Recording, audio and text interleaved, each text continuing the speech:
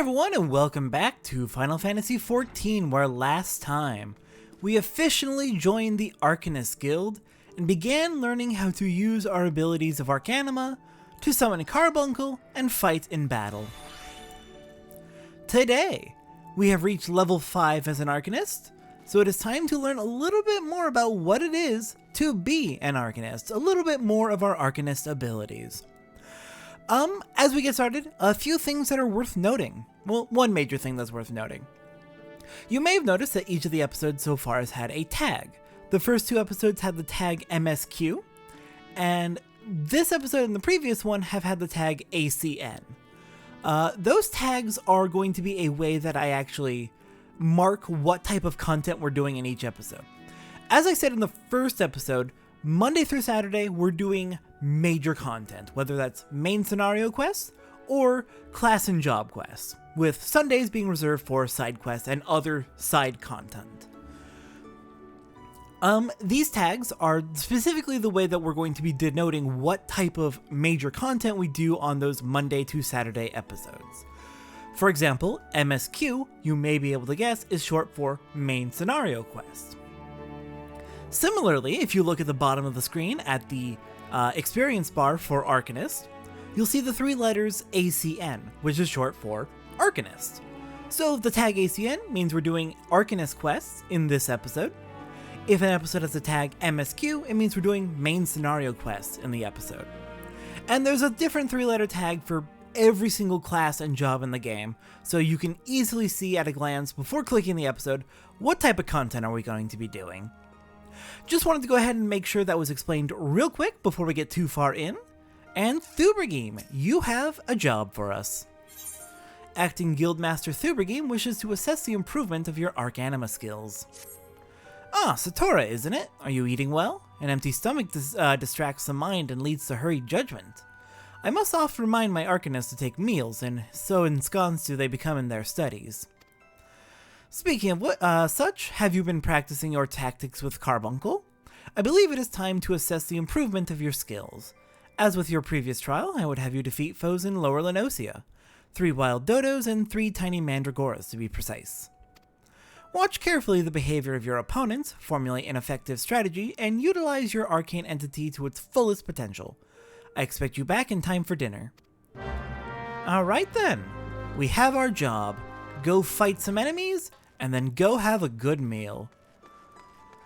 As much as I'm pretty sure that is largely a joke about how, yeah, you do need brain food in order to study, and nerds will tend to forget food while studying things they're interested in. That's definitely an issue I've had, hyper-focusing on something I find fascinating and then forgetting to eat. She's also not wrong in a gameplay perspective. As I've talked about before, eating food actually gives you a little bit of an experience buff for 30 minutes. So let's go ahead and eat some of those raisins that we actually got as a reward from the level 1 Arcanist quests. Alright then, let's go ahead and make the hike out. And as we're going, I want to take a look at what we have to hunt in our hunting log. Lost Lambs, Wind Sprites. Wind Sprites are in Lower Lenosia. Puck Hatchlings. Nesting Buzzards in Lower Lenosia. Bogies. Cave Bats in Lower Lenosia. Golagos in Lower Lenosia. And Grounded Pirates. Oh, and one more, Lightning Sprites. Also in Lower Lenosia. So we've actually got quite a few enemies we can fight while we are in this area, so that will be something we will want to keep an eye out for. Alright, Wild Dodo. I'm afraid I have to kill you for my training. We'll go ahead and practice our pre-casting. Cast Ruin, and as the cooldown is about to be over, cast it again so it'll cast immediately. And let's tear through these enemies efficiently.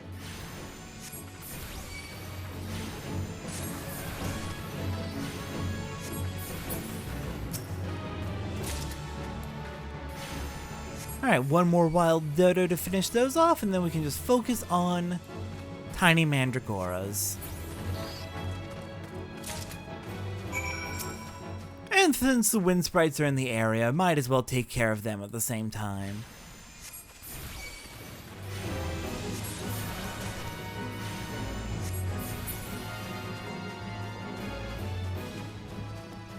Okay, we should just need one more wind sprite. Yeah, we'll go after them first. There's plenty of mandragoras up north we can fight, so...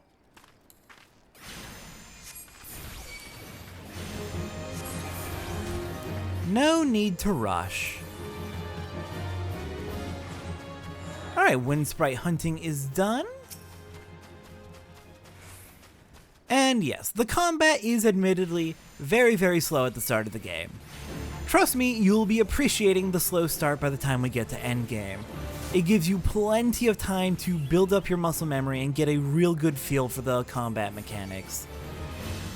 Because as we get further and further into Final Fantasy XIV, the combat gets faster and more complicated.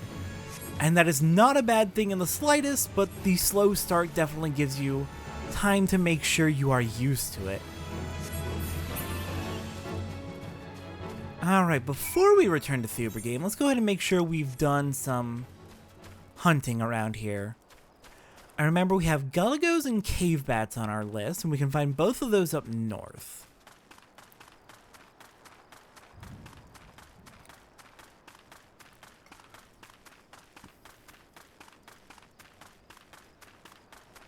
What the heck are you?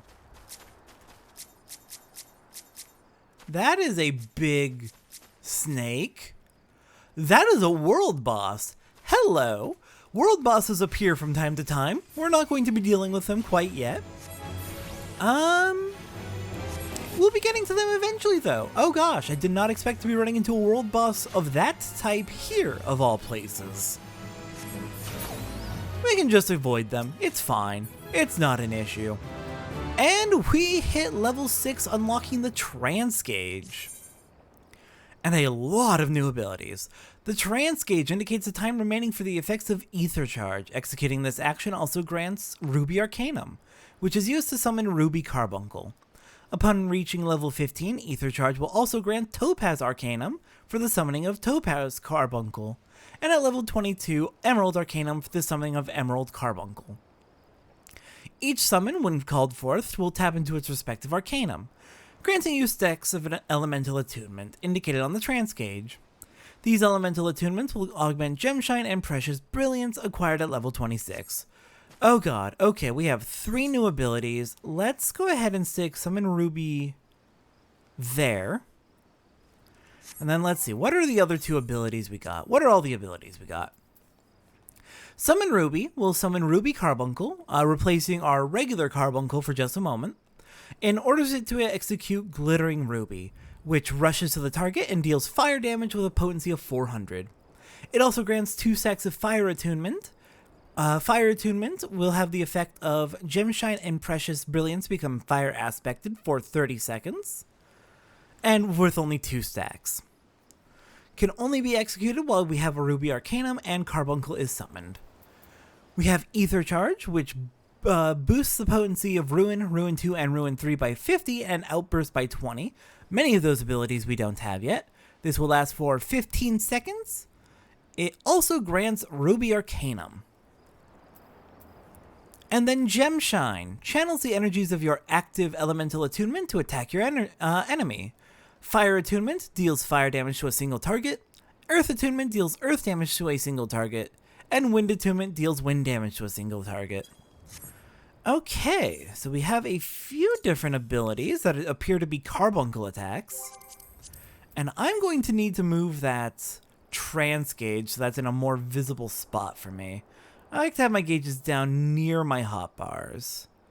I'll fine-tune that a lot more sometime in the future, but for now, go ahead and use Ether Charge, get our Carbuncle ready to go. And once that timer wears off, we'll be able to summon Ruby Carbuncle to do massive damage. Massive fire aspected damage to our enemies. Alright, go Ruby Carbuncle, use your Ruby Ruin.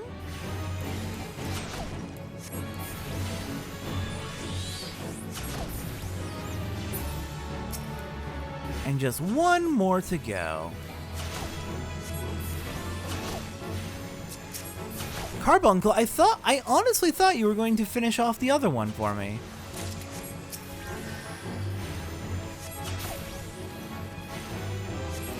I'm kind of disappointed in you, friend. I thought you were going to finish off the other Galago for me.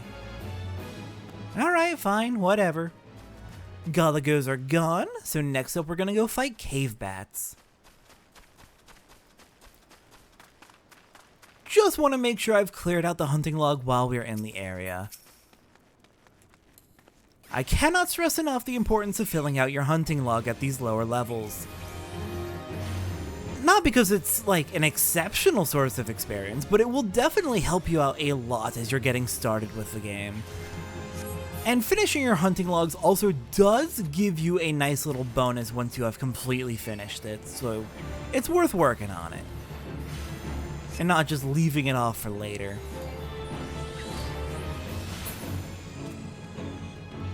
Alright, one more bat I suspect will do the trick.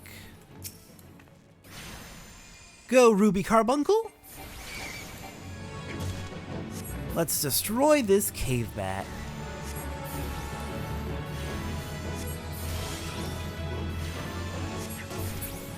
Alright, and I believe that should be about all of the hunting we can do for the moment. Nesting buzzards, actually, we can take care of. Alright, we'll take care of the nesting buzzards and then we'll report back to the Arcanist Guild.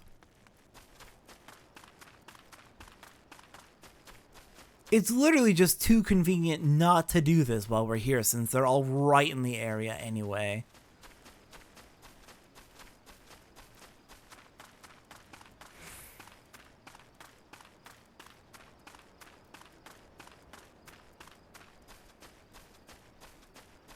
Alright, there's a buzzard. So I assume they're all going to be flocking right around here. I think I'm going to move Ether Charge to this spot. No. Yes. No, yes. Ooh, I am honestly not sure where I want to put some of these abilities.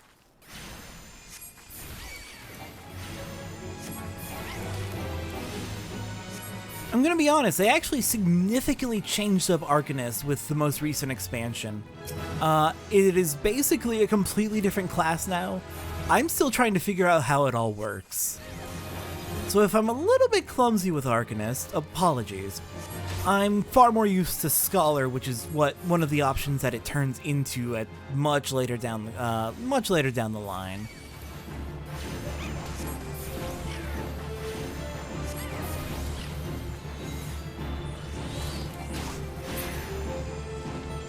Alright, that is all the nesting buzzards, so let's report back. Let's see. We could use return. Let's use return. It'll be 15 minutes before we can use it again, but I'm pretty sure that should be fine.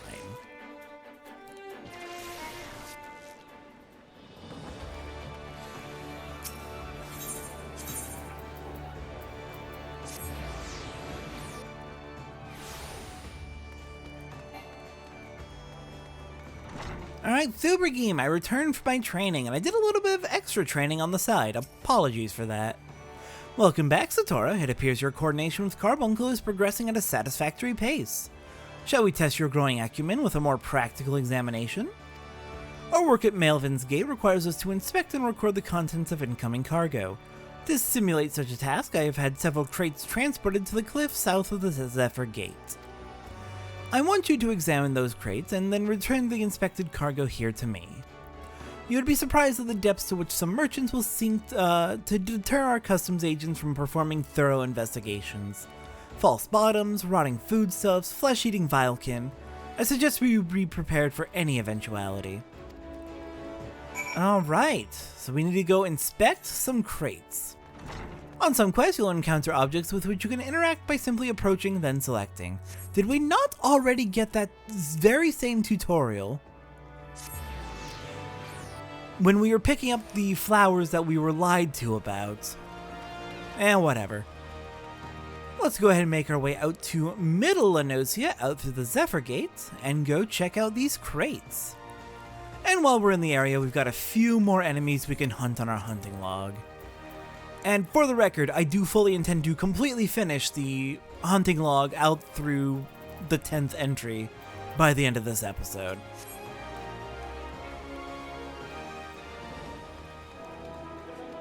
Alright. Our destination is just down this cliff. But first I see sheep that need murdering.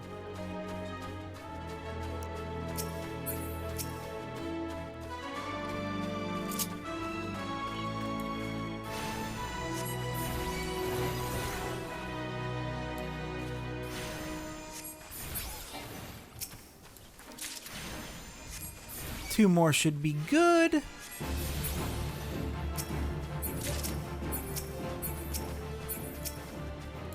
Summon Ruby Carbuncle and let's go to town.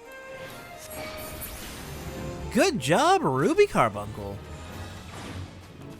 Alright, that finishes off the sheep on the hunting log, so let's head down the cliff and check out the box.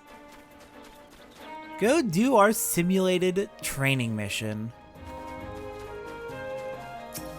Alright, what do we got in these practice crates? Oh good, tree slugs. What are you doing in the box? That's rude. You don't belong there.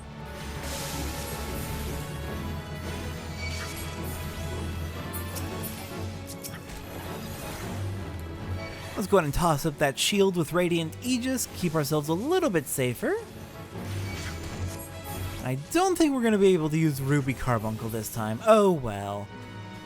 At the very least, the crates are now safe. Oh, hello. Go away, rat. Nobody asked you. Alright, now let's check the crates.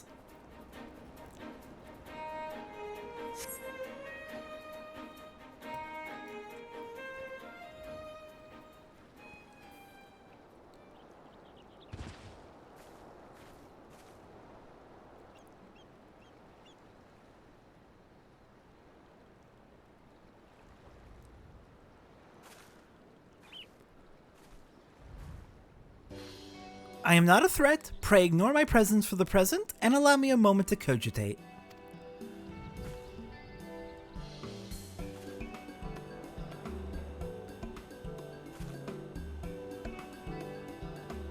The reaction to my sudden appearance was within expected parameters, but I must admit I did not expect so proficient a performance against the enemy set against you. Yet, effective though your tactics were, I spied much room for improvement. As I watched you battle, the wheels of my mind whirled into motion as they are wont to do, inventing other possible strategies you might have employed.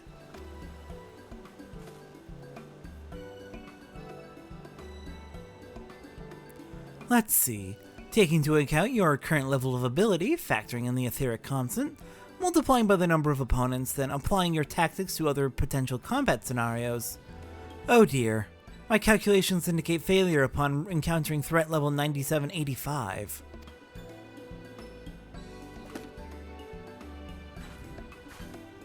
Well, we'll have to see what we can do about that. Though the opportune window to do so has passed, I would nevertheless introduce myself. I am Kalaya, a Melvin's Gate assessor. Hi, Kalaya. I am not afraid to admit I have a massive crush on her. She's adorable. Acting Guildmaster Thubergame elected me to oversee your training and provide any necessary guidance and instruction in the field of Arcanima. Kalaya is wonderful. I'm so glad to see her. From what I've observed thus far, you have an admirable grasp of the fundamentals. I do, however, wish to confirm one small detail. Regarding your choice of arcane geometries, what factor most influences your actions during battle? Well, I suppose the best strategy would be to outwit the opponent. If they don't know how to respond to what I'm doing, then they can't exactly counter, can they?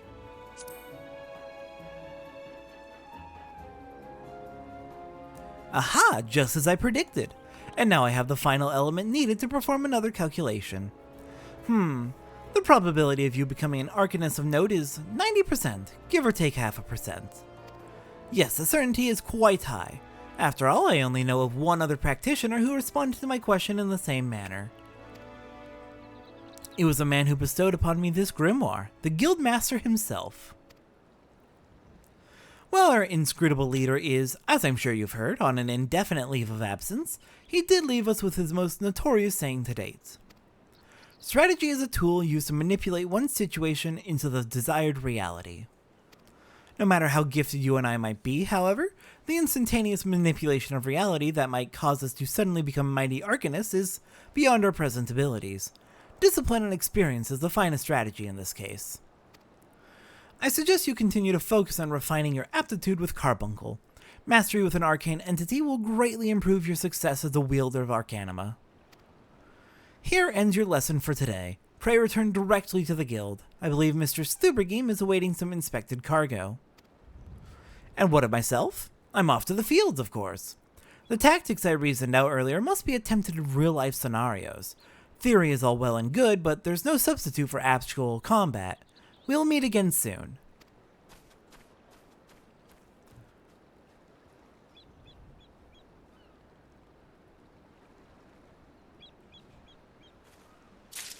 And off she goes. I am far from the only one who gets the same vibes from her. In many of the places many of the communities I frequent, it is actually very, very common for people to interpret Kalaya as being autistic and, well, autistic cat girl. You mean that's me? Okay, a little bit narcissistic that I have a crush on her, but also, like, I relate to her. It's probably more fair to say I just relate to her really strongly. She's great. She's fantastic. Alright then, with that, we have finished up our training, so let's return to Thubergeme.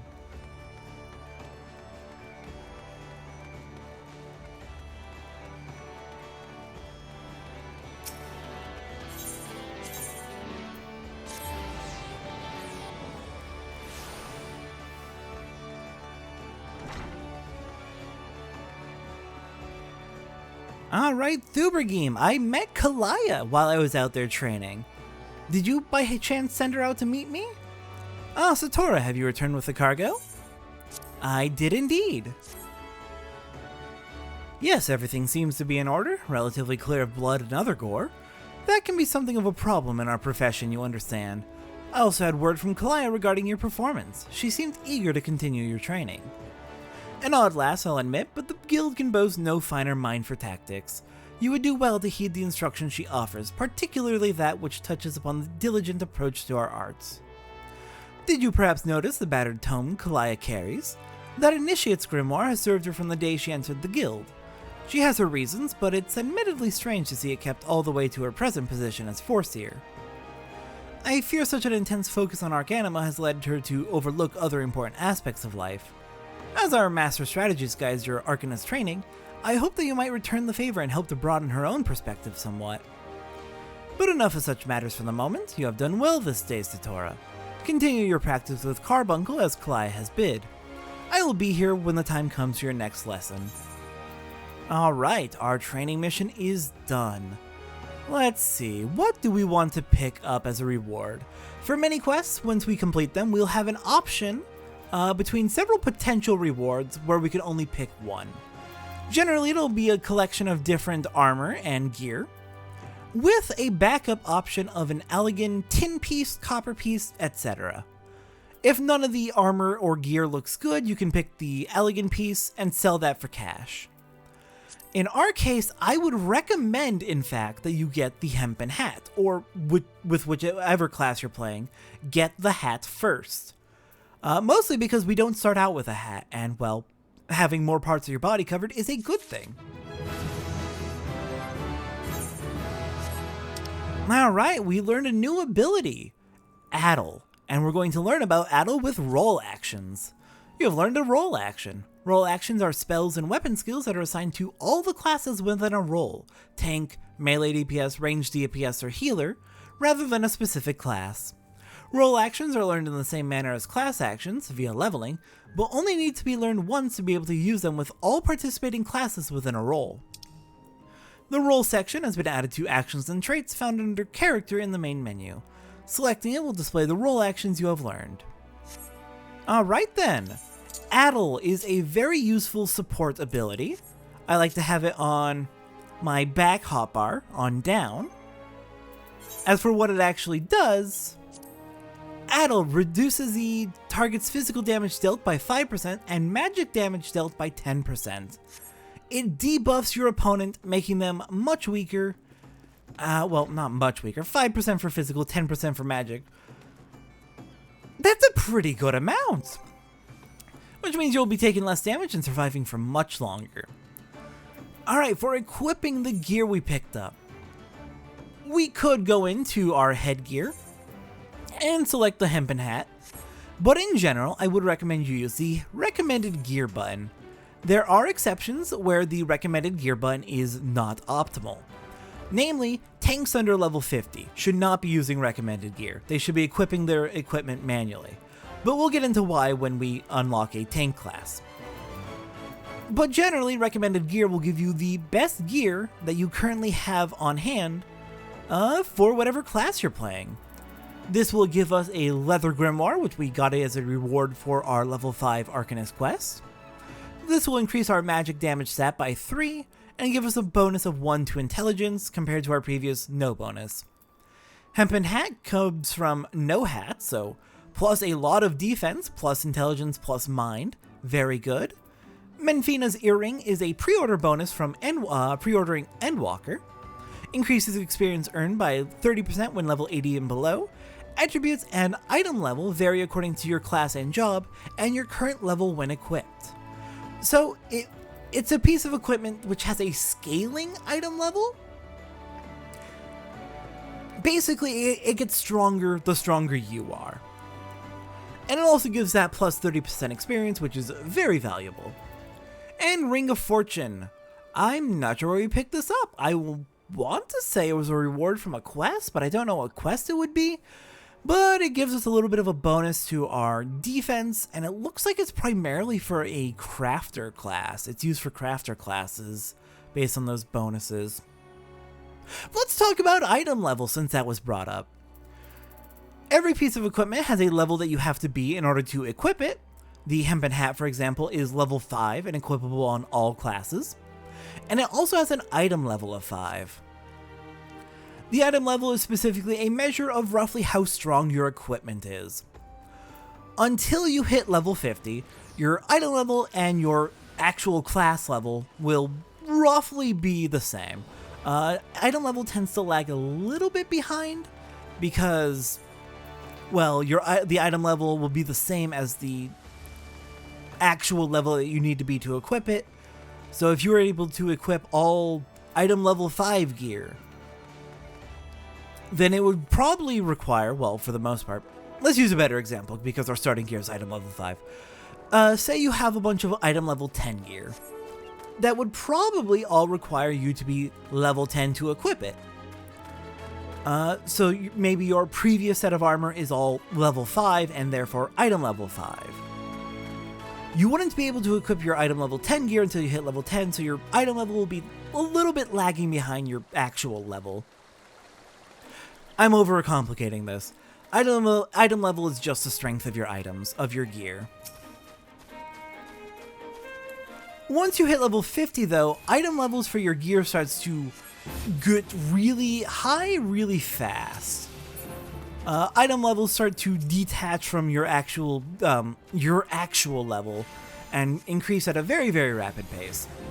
To the point that at level 50 you can equip up to level 130 gear. But we'll be getting to that much further down the line. For now, until we hit level 50, your item level is going to be a little bit behind your regular level. And it is just generally a measure of how strong your gear is. Okay, so we finish off hunting the puck hatchlings over here. Next up, we want to find bogies. Alright, heading northwest. No, heading straight west from here. This is an area we'll be getting very familiar with in due time. But for now, we're just here to do some hunting. Heading down into this cave, we can find the bogies we're after. Alright, go Carbuncle, murderize it. Haha, there goes Carbuncle. Having a fun little run, huh?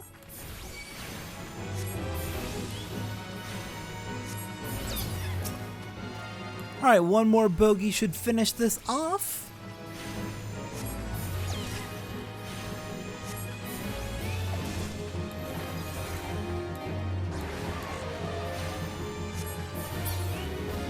Alright then. With the bogeys dealt with, what's next on our log? Grounded pirates and lightning sprites.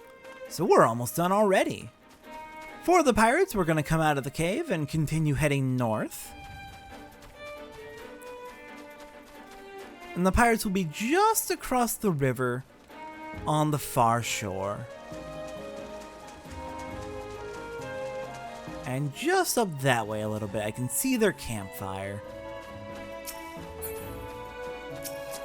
Alright, grounded pirates. I am going to want to be careful and attack from a good distance, in order to ensure that their friends don't spot me and all come gang up on me at once. That would be tragic.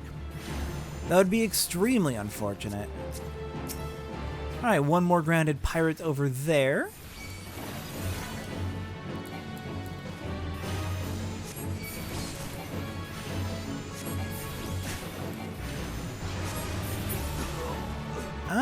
And how many more? Is that it? Or do we need one more? I think we need one more, it looks like. Ooh, that may have been a mistake to send out Carbuncle like this. Let's see if it pisses off the other pirates. No, it does not piss off the other pirates. Nice. Alright, well, we got in and out with our assassination mission. Real easy. Do try not to piss off the rest of the pirates. There's a lot of them and they can get a little bit rough just due to sheer numbers. Alright, we have finished our hunting here in Middle Lenosia. So let's go ahead and head down to Lower Lenosia and go find those lightning sprites. And that should finish off our hunting log.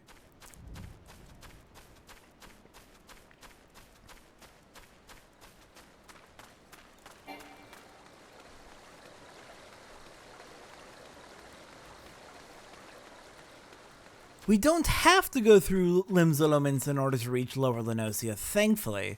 We can see the bridge leading there from here, but there is a cave that actually leads there from here in Middle Lenosia.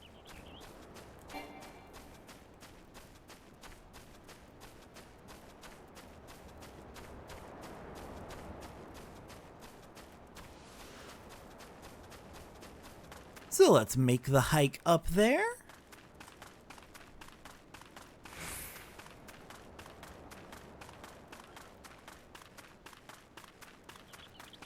And go hunting. So I guess while we're making this rather long trek, we can talk a little bit about Satora.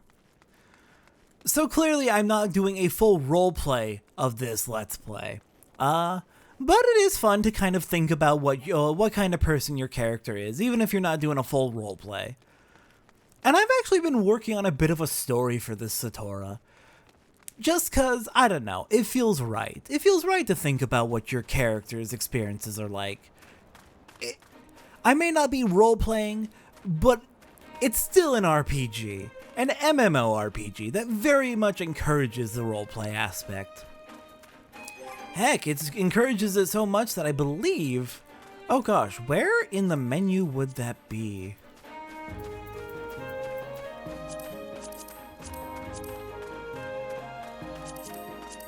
I feel like it would be somewhere in the character configuration, but I've never seen an option in there for it.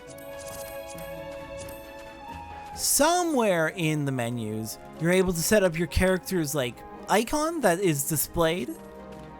to other players as you're walking around. There'll be a little icon next to your character's name. I have character names turned off for privacy reasons for everyone else. And because in major cities, those names can get very screen cluttering.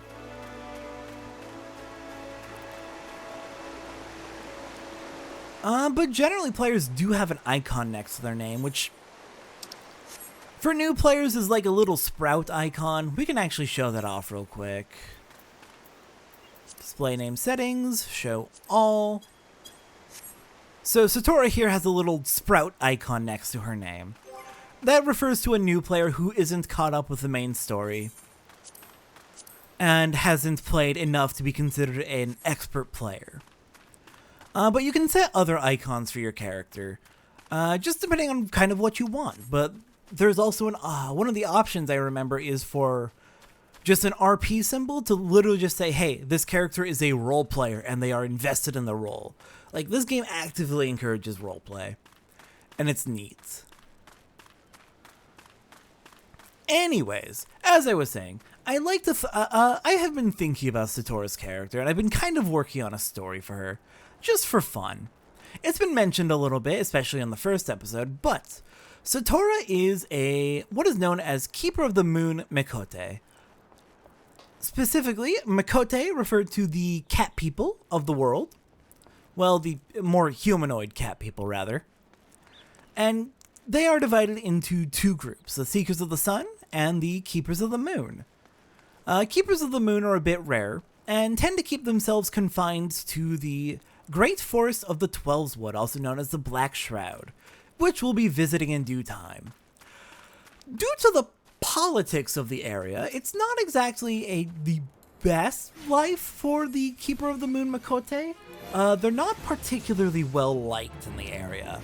They're generally seen as poachers and not great.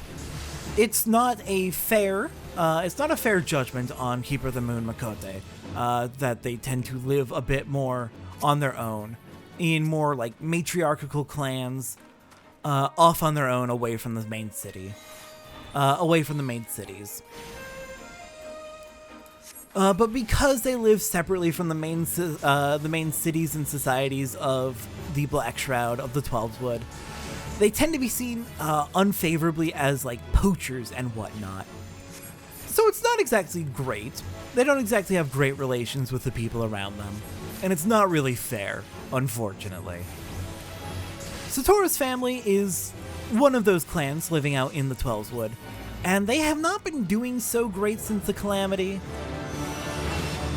Oh my god, why is everything happening? I mean, yes, I finished the hunting log, but I'm being screamed at. My eyes are being screamed at. But yeah, they haven't exactly been doing the best since the Calamity 5 years ago when the moon fell. I need to emphasize going back and rewatching that opening movie where the moon falls and hatches into a giant dragon the size of, honestly, I'd say it was probably the size of Vilbrant, this island we're on. This very massive island we're on over here. It's kind of what I want to estimate it being the size of. It is a massive dragon known as Bahamut. Anyways, horrifying existential crisis aside, Satora's family's not doing so great, especially since the Calamity kind of screwed everything up. So Satora eventually kind of got tired of it and decided she wanted to find a different way to help her family survive. Hunting hasn't been going so great back in the Twelveswood with the way the forest has changed in recent years.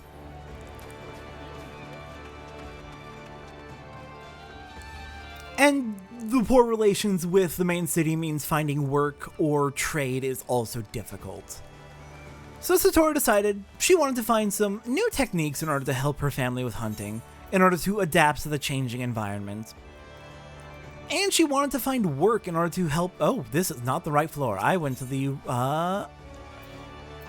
accidentally went to the airship landing. I meant to go to the drowning wench.